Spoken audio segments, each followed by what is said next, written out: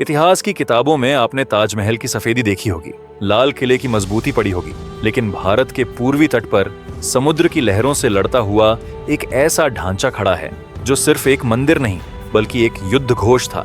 एक ऐसा स्मारक जिसे बनाने के लिए छेनी और हथौड़े से पहले ही तलवारें चलाई गई थीं।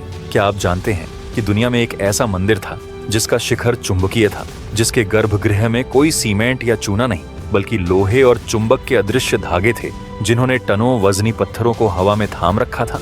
नाविक कहते थे कि यह ब्लैक पैगोडा समुद्र में चलते जहाजों को अपनी ओर खींच लेता था और उन्हें चकनाचूर कर देता था। लेकिन यह कहानी सिर्फ जादू या मिथकों की नहीं है।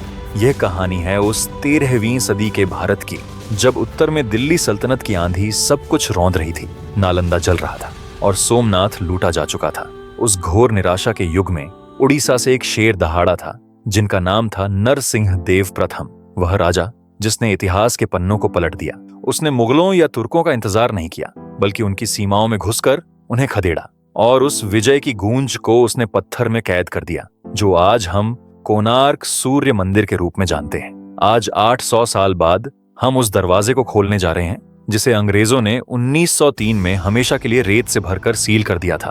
क्या उस बंद दरवाजे के पीछे मंदिर के गिरने का असली सच छिपा है? क्या सच में 1200 कारीगरों की जान बचाने के लिए एक 12 साल के बच्चे ने उस मंदिर के शिखर से कूदकर जान दे दी थी? तो कुर्सी की पेटी बांध लीजिए। लेकिन हर बार की तरह इसकी भी कहानी इसके स्टार्ट से जानते हैं, तो कहानी शुरू करने के लिए हमें आज के शांत ओडिशा को भूलकर 1200 ईस्वी के भारत को देखना होगा। यह वह समय था जब भारतवर्ष एक भीषण संक्रमण काल से गुजर रहा था। उत्तर भारत में पृथ्वीराज चौहान की पराजय के बाद इस्लामी आक्रमणकारियों के हौसले बुलंद थे। कुतुबुद्दीन ऐबक और इल्तुतमिश जैसे सुल्तानों ने दिल्ली में अपनी सत्ता जमा ली थी।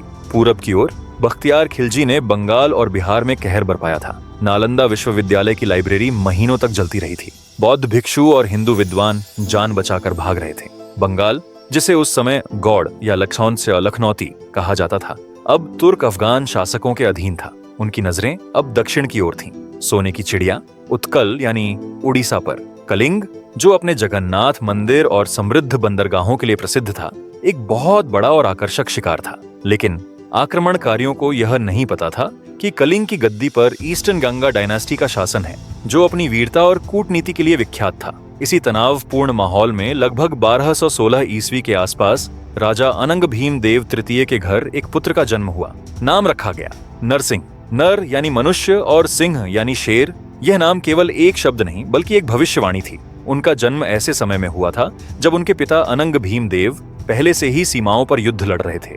महल में लोरी की जगह तलवारों की खनक गूंजती थी।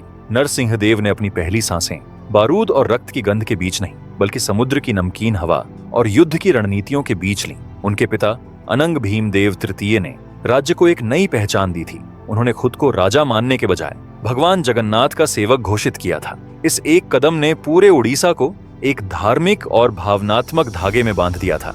नरसिंह देव इसी माहौल में बड़े हुए जहां धर्म और राष्ट्र रक्षा एक ही सिक्के के दो पहलू थे।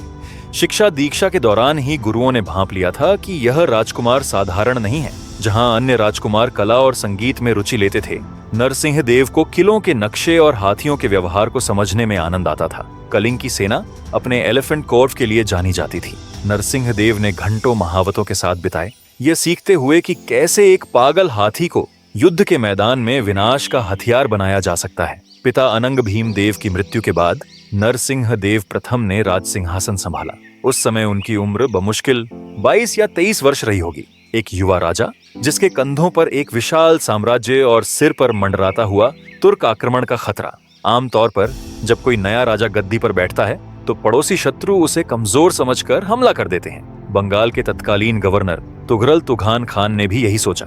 तुघान खान दिल्ली सल्तनत के मामलुक वंश का एक क्रूर और महत्वाकांक्षी गवर्नर था। उसे लगा कि यह सही मौका है उड़ीसा को हड़पने का। लेकिन नरसिंह देव की सोच अपने पिता से भी एक कदम आगे थी। उनके पिता की नीति थी डिफेंसिव, यानी जब दुश्मन आए तो उसे रोको। लेकिन नरसिंह देव का मानना था आक्रमण ही सबसे अच्छी रक्षा है। इतिहासकारों ने इस नीति को एग्रेसिव इंपीरियलिज्म का नाम दिया है। नरसिंह देव ने इंतजार नहीं किया कि तुघान खान कटक तक पहुंचे। उन्होंने अपनी सेना को आदेश दिया, कूच करो, हम लखनौती की ओर बढ़ेंगे। यह भारतीय इतिहास का एक दुर्लभ क्षण था। अब तक हम पढ़ते आए थे कि कैसे विदेशी आक्रामकता भारत के भीतर घुसते चले आए, लेकिन यह पहली बार था जब उड़ीसा का एक हिंदू राजा इस्लामी सल्तनत की सीमाओं में घुसकर उन्हें चुनौती देने जा रहा था। आइए उस ऐतिहासिक युद्ध के मैदान में चलते हैं जिसने भारत के पूर्वी इतिहास को बदल कर रख दिया। उस जगह का नाम काटासिन, जो वर्तमान पश्चिम बंगाल का कोंटाई क्षेत्र था। नरसिंह देव जानते थे कि तूघान खान की सेना में तेज तर्रार तुर्की घुड़सवार हैं। खुले मैदान में उनसे लड़ना मुश्किल हो सकता था, इसलिए उन्होंने एक ऐसी रणनीति अपनाई जिसे आज हम गुरिल्ला वारफेयर या कूटयुद्ध कहते हैं। उन्होंने अपने सेनापति और बहनोई परम त्रिदेव के साथ मिलकर एक जाल बिछाया। उड़ीसा की सेना ने काटासिन के किले के पास खाइयां खुदवाईं और उन्हें पत्तों व मिट्टी से ढक दिया। इसके बाद उन्होंने अपनी सेना को रणनीतिक रूप से पीछे हटाया। तूघान खान के जासूसों ने खबर दी, हुजूर, उड़ीसा की सेना डर कर भाग रही है। तूघान खान खुशी से झूम उठा। अहंकार में चूर होकर उसने अपनी सेना को आदेश दिया, पीछा करो, आज इन काफिरों को खत्म कर देंगे। उसने अपनी पूरी ताकत झोंक दी। मुस्लिम सेना तेजी से आगे बढ़ी। नरसिंह देव ने एक और चाल चली। उन्होंने अपने कुछ हाथियों को खुले मैदान में बिना महावत के चारे के साथ छोड़ दिया। तूघान के सैनिकों ने जब लावारिस हाथियों को देखा तो वे युद्ध भूलकर उन्हें पकड़ने और लूटने के लालच में बिखर गए। दोपहर का समय था। तूघान खान की सेना को लगा कि विजय मिल चुकी है। वे निश्चिंत होकर खाना खाने और सुस्ताने लगे। उन्होंने अपने हथियार रख दिए थे और तभी नरसिंह देव का वज्रपात हुआ। जंगल की झाड़ियों के पीछे छिपी हुई उड़ीसा की एलीट कमांडो फोर्स पाइक सैनिक बिजली की तरह टूट पड़े। मिन्हाज उस सिराज, जो उस समय का मुस्लिम इतिहासकार था, लिखता है कि अचानक 200 सैनिक, 50 घुड़सवार और 5 खूंखार हाथियों का एक दस्ता झाड़ियों से निकला और अल्लाहू अकबर चिल्लाते हुए बेखबर तुर्की सेना पर काल बनकर टूट पड़ा। यह हमला इतना भीषण था कि तूघान खान के सैनिकों को संभलने का मौका ही नहीं मिला। हाथियों ने उन्हें कुचल दिया। पाइक सैनिकों ने उन्हें गाजर मूली की तरह काट दिया। तूघान खान, जो कुछ देर पहले विजय का जश्न मना रहा था, अब अपनी जान बचाने के लिए भाग रहा था। मिन्हाज लिखता है, हिंदुओं की सेना ने मुसलमानों में ऐसी दहशत फैला दी कि वे अपनी जान बचाने के लिए जंगलों में भाग गए। तूघान खान अपनी जान बचाकर लखनौती, जो कि बंगाल की राजधानी था, वहां भागा, लेकिन नरसिंह देव यहीं नहीं रुके। उन्होंने उसका पीछा किया। उड़ीसा की सेना ने लखनौती का घेराव कर लिया। यह एक ऐतिहासिक अपमान था दिल्ली सल्तनत के गवर्नर के लिए। उसे अपने ही किले में छिपना पड़ा और दिल्ली से मदद की गुहार लगानी पड़ी। इस विजय ने नरसिंह देव को अमर कर दिया। युद्ध जीत लिया गया था। खजाना लूट के माल से भरा हुआ था, लेकिन नरसिंह देव का मन शांत नहीं था। वह जानते थे कि युद्ध की यादें धुंधली हो जाती हैं, लेकिन पत्थर सदियों तक बोलते हैं। वह अपनी इस विजय को और सूर्य देव की कृपा को एक ऐसे स्मारक में बदलना चाहते थे जो न भूतो न भविष्यति हो। एक ऐसा मंदिर जो सिर्फ पूजा का स्थल न हो, बल्कि कलिंग की शक्ति, विज्ञान और वैभव का प्रदर्शन हो। उन्होंने अपने राजपुरोहितों और वास्तुकारों को बुलाया। उन्होंने कहा, मैं सूर्य देव के लिए एक ऐसा रथ बनवाना चाहता हूँ जो पृथ्वी पर उतर आया हो, जिसके पहिए समय की गति बताएं और जिसकी दीवारों पर जीवन का हर रंग उकेरा गया हो। जगह चुनी गई, चंद्रभागा नदी का मुहाना। यह स्थान मैत्रेय वन के नाम से जाना जाता था। पुराणों के अनुसार यहीं पर भगवान कृष्ण के पुत्र सांब ने सूर्य की तपस्या करके अपने कुष्ठ रोग से मुक्ति पाई थी। यह अर्क क्षेत्र था, लेकिन यह स्थान एक इंजीनियर के लिए किसी बुरे सपने से कम नहीं था। पूरी जमीन रेतीली थी, दलदली मिट्टी, समुद्र की तेज हवाएं। यहाँ एक विशाल पत्थर का मंदिर खड़ा करना असंभव जैसा था। यहीं प्रवेश होता है उस समय के विश्वकर्मा मुख्य वास्तुकार बिसु महाराणा का। 1250 ईस्वी के आसपास निर्माण शुरू हुआ। कल्पना कीजिए, 1200 सर्वश्रेष्ठ शिल्पकार, 12 साल का निरंतर परिश्रम और राज्य के राजस्व का एक बड़ा हिस्सा, कहा जाता है कि 12 साल का पूरा राजस्व इस परियोजना में झोंक दिया गया। लेकिन रेत पर मंदिर कैसे टिकेगा? इस पर बिसु महाराणा और उनके इंजीनियरों ने एक अनोखी तकनीक अपनाई। उन्होंने जमीन के अंदर कुएं खोदे और उन्हें पत्थरों और लोहे के टुकड़ों से भर दिया। फिर उनके ऊपर एक विशाल चबूतरा बनाया। इसे सैंडबॉक्स तकनीक का एक प्राचीन रूप माना जा सकता है, जिसने भूकंप और लहरों के झटकों को सोखने की क्षमता दी। जहां आसपास कोई पहाड़ नहीं था, मंदिर के लिए 3 तरह के पत्थर चाहिए थे, जिसमें पहला है खोंडालाइट। यह दीवारों और नक्काशियों के लिए। यह समय के साथ पीला और कमजोर पड़ सकता है, लेकिन नक्काशी के लिए बेहतरीन था। दूसरा क्लोराइट। यह गर्भगृह की मूर्तियों और दरवाजों की चौखट के लिए। यह बेहद सख्त और काला पत्थर था। और तीसरा लेटराइट। यह नींव के लिए। ये पत्थर नीलगिरी और अन्य दूरदराज के इलाकों से नदियों और समुद्र के रास्ते बड़ी बड़ी नावों पर लाद कर लाए गए। हजारों टन पत्थर पानी के रास्ते कैसे लाए गए होंगे, यह आज भी एक लॉजिस्टिकल चमत्कार है। और अब बात करते हैं उस रहस्य की जिसने आधुनिक वैज्ञानिकों की नींद उड़ा रखी है। उस समय सीमेंट नहीं था, पत्थरों को जोड़ने के लिए लाइम यानी चूना का इस्तेमाल होता था, लेकिन इतने विशाल ढांचे के लिए वह काफी नहीं था। बिसु महाराणा ने इसके लिए लोहे का इस्तेमाल किया, लेकिन यह साधारण लोहा नहीं था। उन्होंने व्राउट आयरन बीम्स का इस्तेमाल किया। जब आईआईटी कानपुर यानी मेरा इंस्टीट्यूट और अन्य संस्थानों के वैज्ञानिकों ने कोणार्क के प्राचीन मंदिर में लगी लोहे की बीमों का विश्लेषण किया तो वे सचमुच हैरान रह गए। ये कोई साधारण लोहा नहीं था, बल्कि ऐसा मेटलर्जी का उदाहरण था जो आधुनिक तकनीक को भी चुनौती देता है। वैज्ञानिकों ने जब इसकी तुलना आज के माइल्ड स्टील से की तो अंतर साफ दिखाई देने लगा। आज का माइल्ड स्टील ब्लास्ट फर्नेस में पूरी तरह पिघलाकर बनाया जाता है। इस प्रक्रिया में फास्फोरस जैसी अशुद्धियों को लगभग पूरी तरह हटा दिया जाता है। आमतौर पर यह मात्रा 0.05% से भी कम रखी जाती है। परिणाम स्वरूप लोहा होमोजीनियस तो बन जाता है, लेकिन उसमें जंग लगने की प्रवृत्ति बनी रहती है।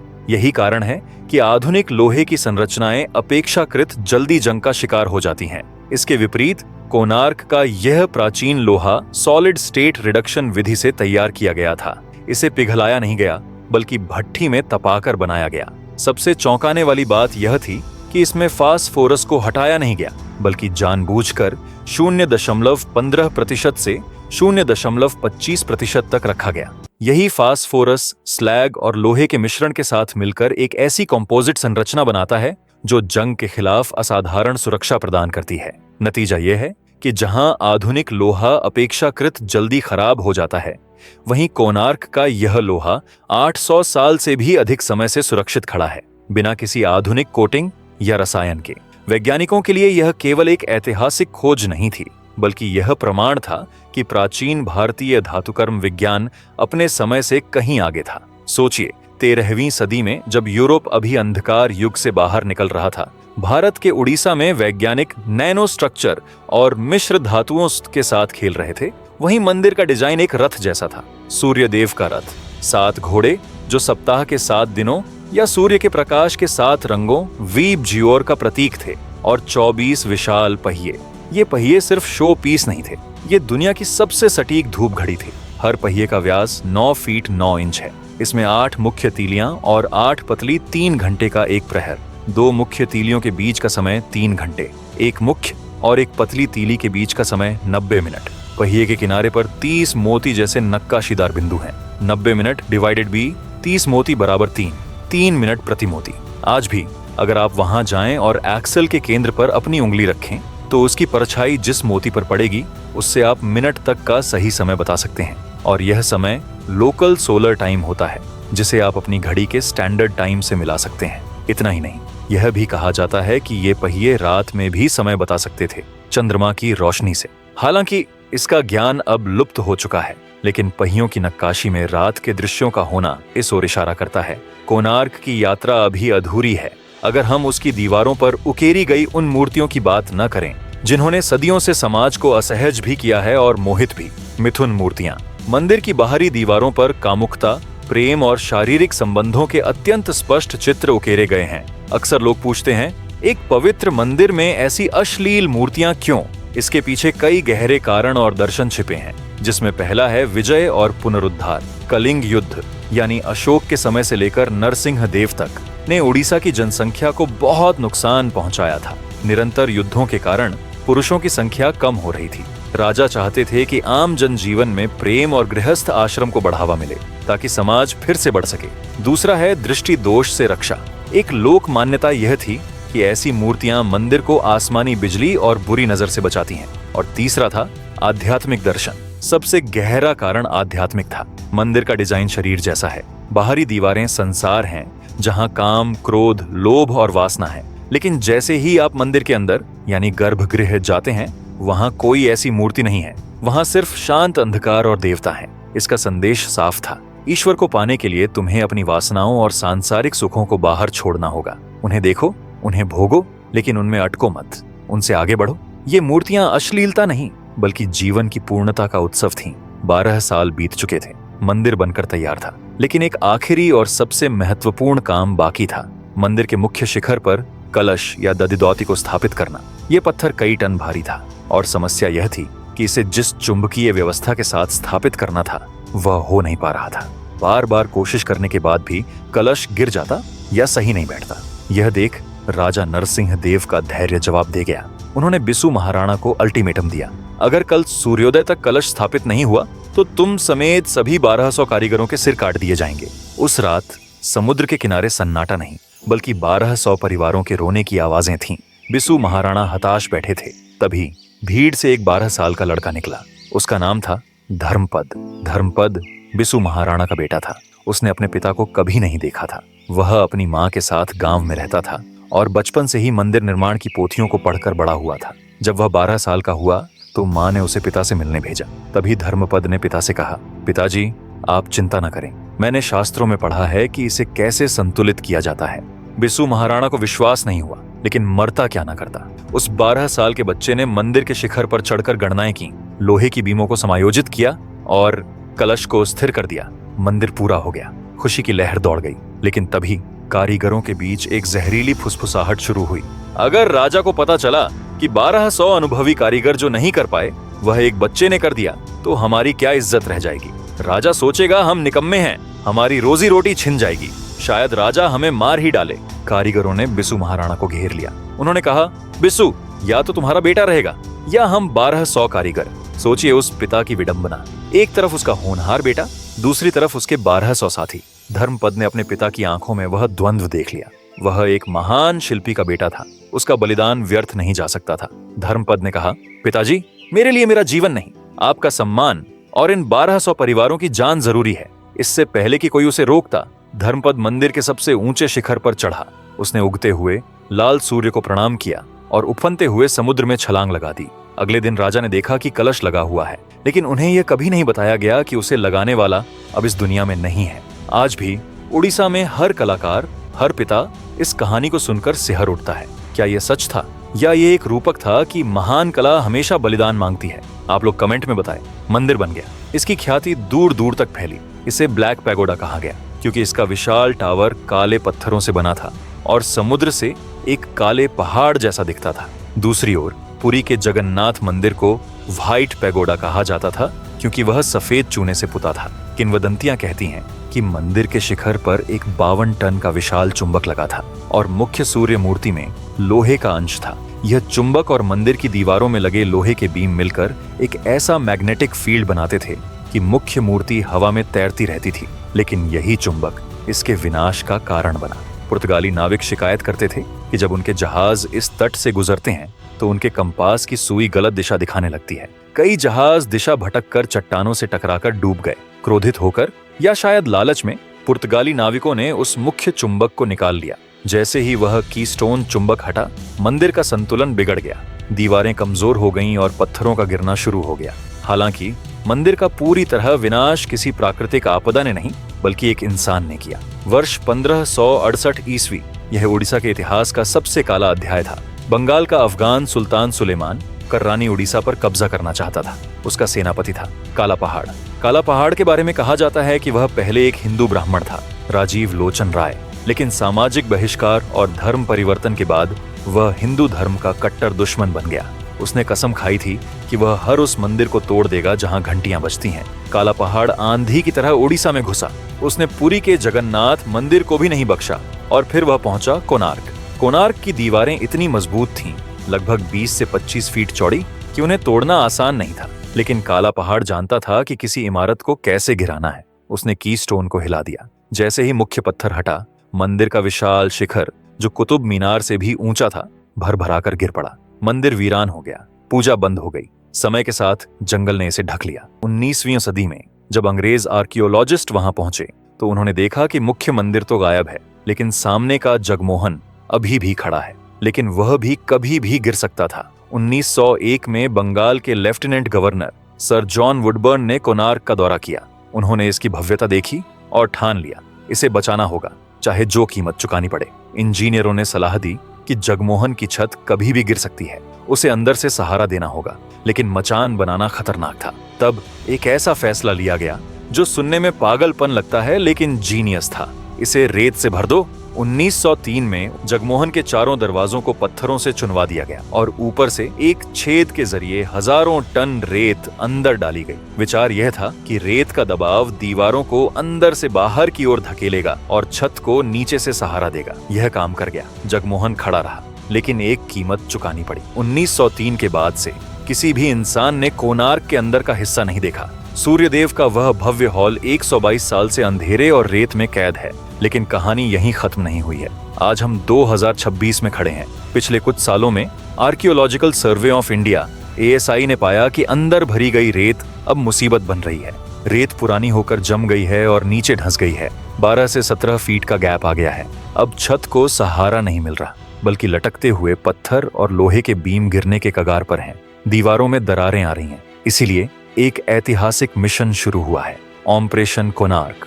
ASI के वैज्ञानिक और IIT के इंजीनियर और अंतर्राष्ट्रीय विशेषज्ञ मिलकर उस रेत को बाहर निकालने की योजना बना रहे हैं। यह एक ओपन हार्ट सर्जरी जैसा है। एक गलती और पूरा मंदिर ढह सकता है। दिसंबर 2025 में ASI ने जगमोहन की पश्चिमी दीवार में एक ड्रिलिंग करना शुरू किया है। एंडोस्कोपिक कैमरे अंदर डाले जा रहे हैं। हमें 122 साल बाद पहली बार अंदर की तस्वीरें देखने को मिल रही हैं। अंदर लोहे के बीमों का जाल है, गिरे हुए पत्थर हैं और वह रहस्यमयी सन्नाटा है जो सदियों से वहां कैद है। अगले 2-3 सालों में इस रेत को पूरी तरह निकाल दिया जाएगा और आधुनिक स्टील सपोर्ट लगाकर मंदिर को अंदर से फिर से खोल दिया जाएगा।